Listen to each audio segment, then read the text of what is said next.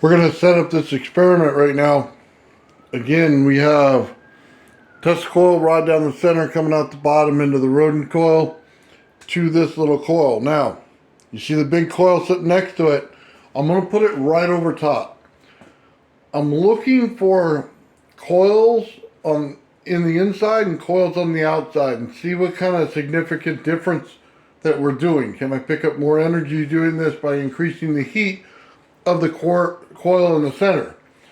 So we'll put it over there.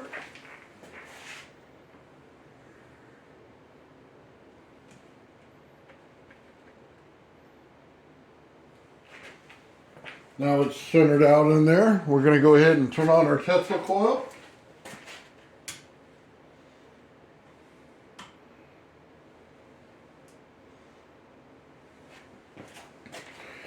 We're going to set it up at 20 volts.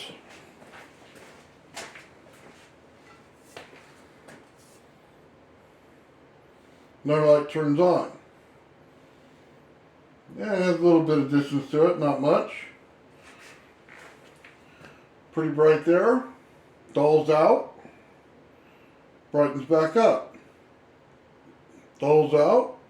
Brightens back up. It's interesting to see it.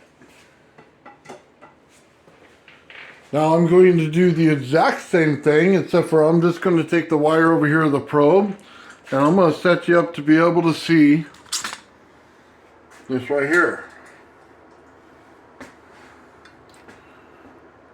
This is at the base, right here. So we're at the base. I'm going to move up. That's about where the Tesla coil on the inside ends. We're going to go up from there. We got that dead spot we saw with the light. Now we're getting close to the top. Then we have energy again. Let's move it back down. Right there's that dead zone right there. And then we'll go back up again. Back up to the top. It's a strange anomaly, but we're just going to have to take it for what it is for now. It's changing the way our Tesla coil operates. So it's an interesting experiment. Why would I want to do this experiment? In an open core transformer, I'm looking to change the values at the distance based on the heat.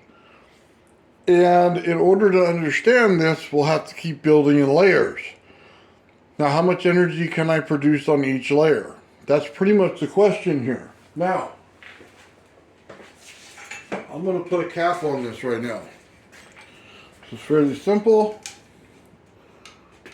Tesla coil cap that I have when I run them, and I run them hot.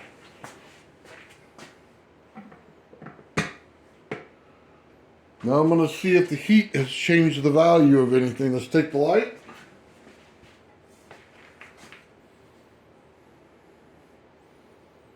No, we're still going out. Oh, we got a lot bright right there.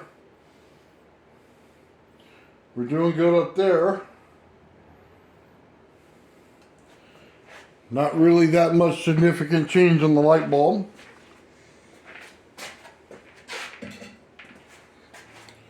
Let's go to our oscilloscope and let's check things out. Alright, we're now going to run the probe at the bottom. Bringing it up. That right there is the top of the coil on the inside. There's our dead zone. And we're back at the top.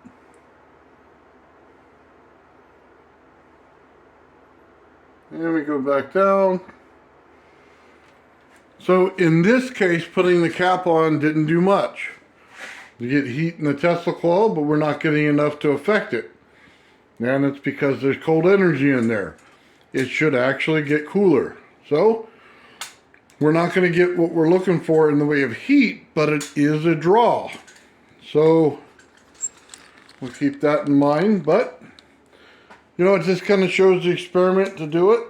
One coil inside of another still produces energy on the outside.